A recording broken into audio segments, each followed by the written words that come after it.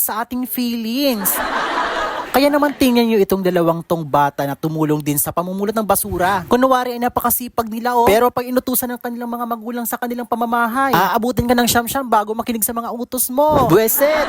Alam nyo naman yung mga bata ngayon kapag hindi mo binigyan ng suhol, hindi na yan susugot. Kaya naman bigyan natin ng example tong mga to. At least sumunod man lang sila sa utos ngayon. Dahil wala namang masama basta sumunod ng maayos at tama. Amazing!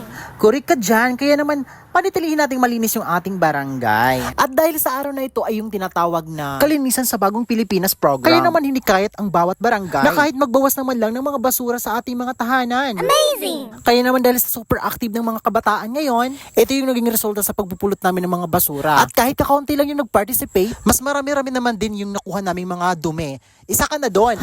Charot lang. Nang matapos na nga kami magpulot ng basura ay tinipon-tipon na namin ito para isegregate at alamin yung volume nito. Kung volume number 1, number 2, number